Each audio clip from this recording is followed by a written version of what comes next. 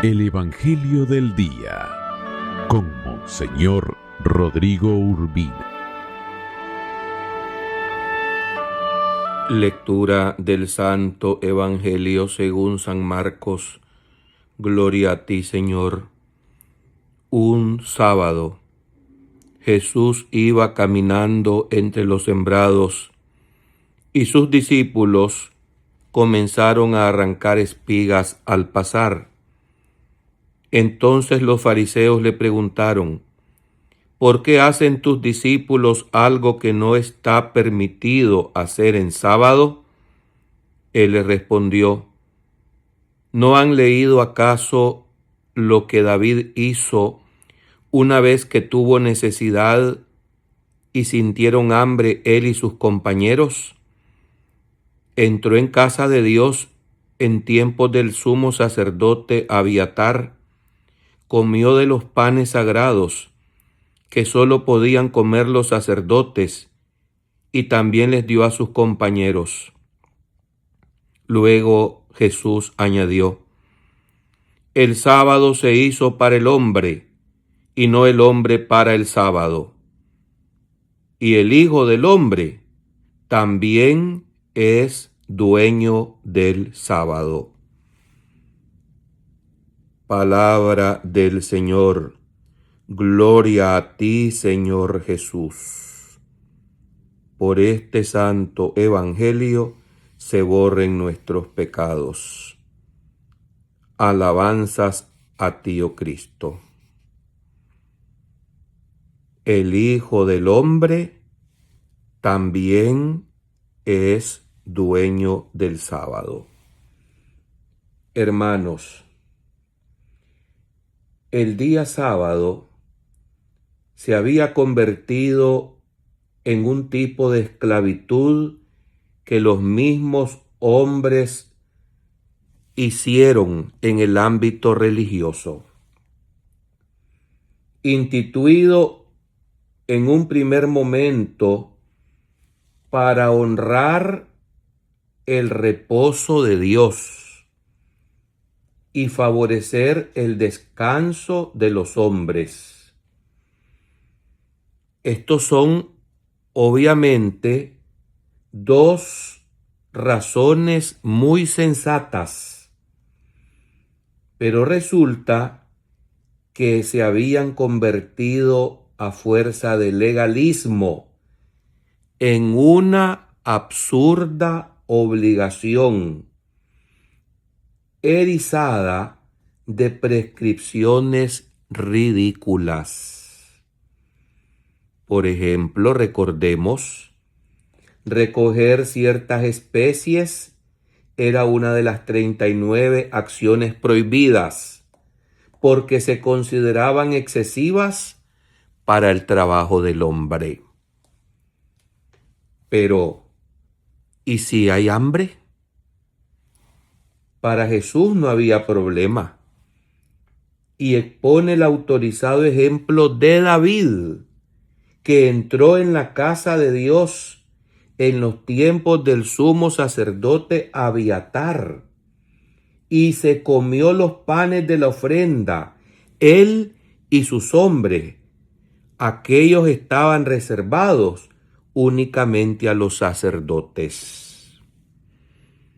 Comenta Beda el Venerable acerca del sábado, como si dijera: si David rey es excusado por haber comido el pan de los sacerdotes, con cuánta mayor razón debe serlo el Hijo del Hombre.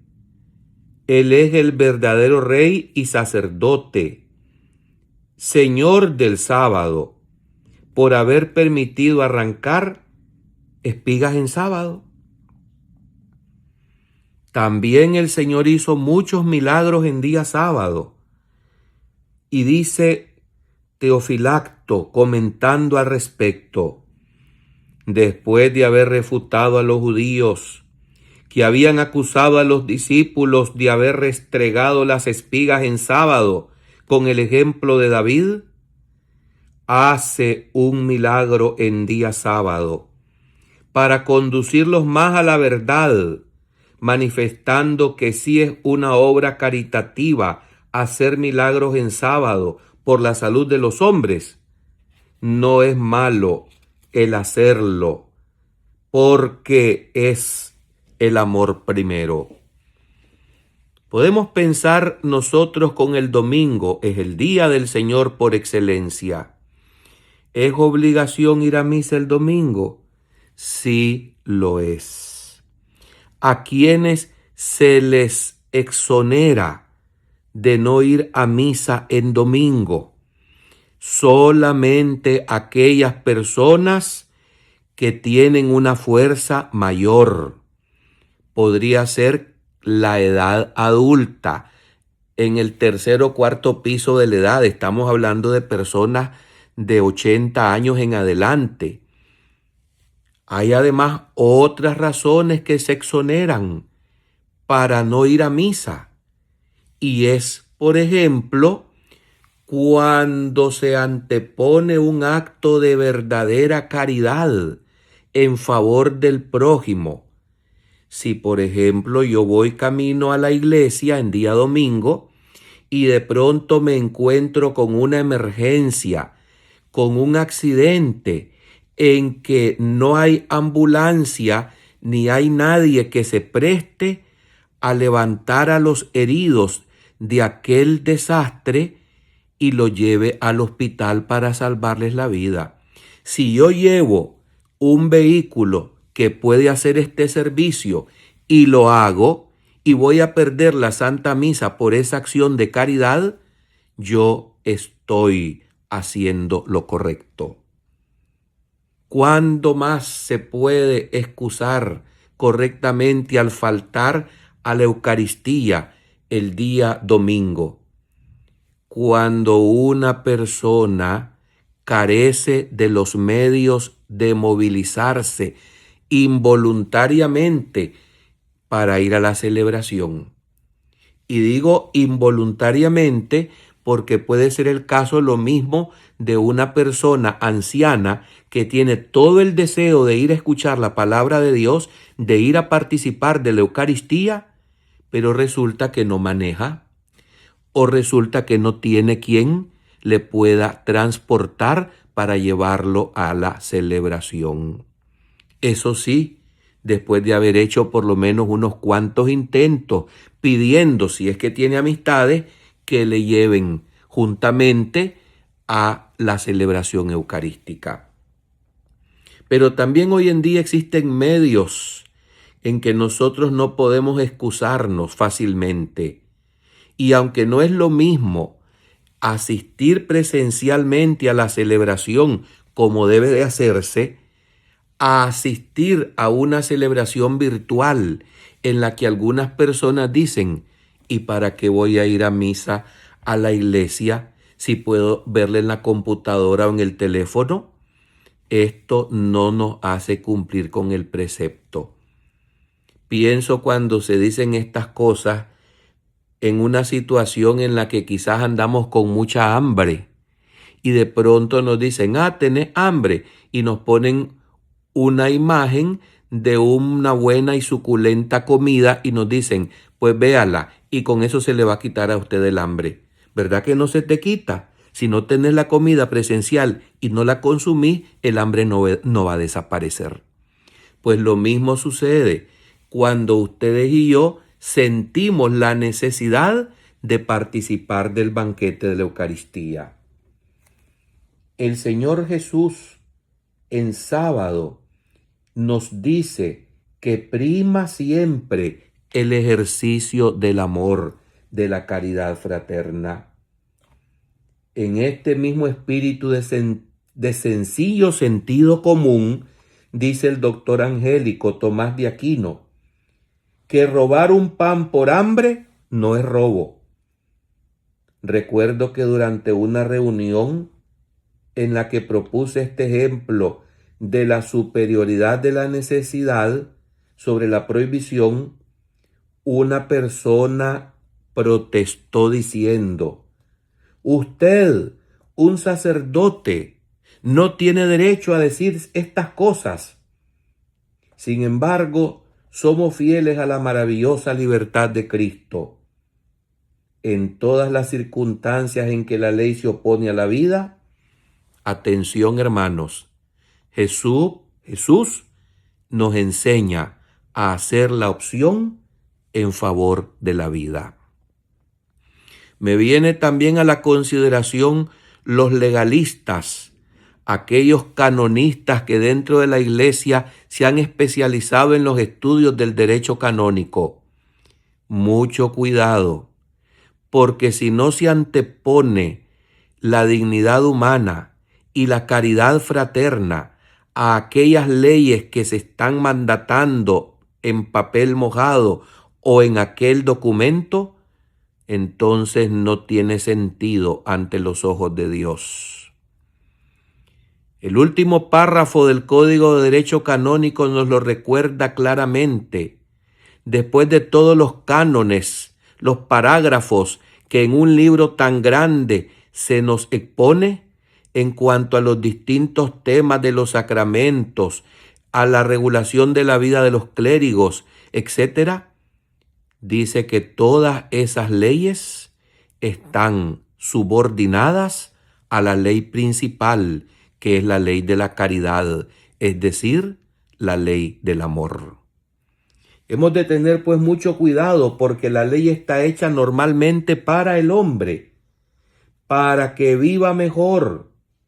Y ese era el caso inicialmente de la legislación acerca del día sábado. La perversión, ¿en qué consiste? En mutilar la vida en nombre de la ley. Así que tengamos cuidado, repito. Sé bien que hay casos que son muy difíciles y en lo que en definitiva sirve a la vida. Y es aquí donde se separan los espíritus aún encadenados que regulan todas las cuestiones de conciencia y repiten obstinadamente, es la ley, y los espíritus evangélicamente libres.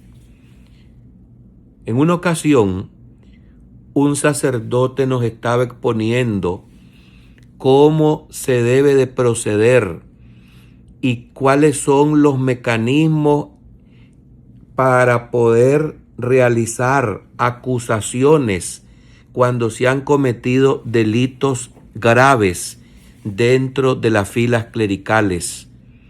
Y hablando de la temática de la moral sexual, decía aquel exponente que no se debe de guardar los secretos, ni siquiera el de la confesión. Atención, vean qué peligroso esto.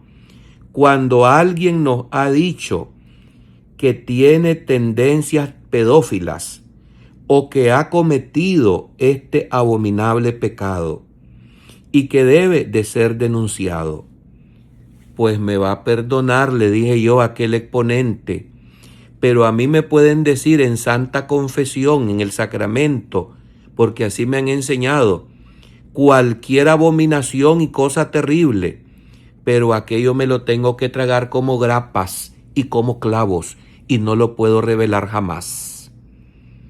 Aquel legalista me dijo, pero usted debe pensar que aquella persona no se va a componer y va siempre a hacer mucho daño, y usted se convertirá en corresponsable del daño que aquella persona comete. Y le dije, ¿es que acaso hoy se duda de la conversión? ¿Es que acaso no puede el Espíritu Santo cambiar el corazón de un pecador? Y aquel legalista expositor se quedó callado. Por lo demás, también le dije, y si el que comete el delito es la autoridad suprema a la cual uno debe acudir para acusar a los que lo han cometido, ¿a quién debo de ir? Y estando presente ahí aquella autoridad suprema que era el obispo, me quedó viendo el canonista que no supo contestar. Hermanos, lo que es bueno para el ganso es bueno para la gansa.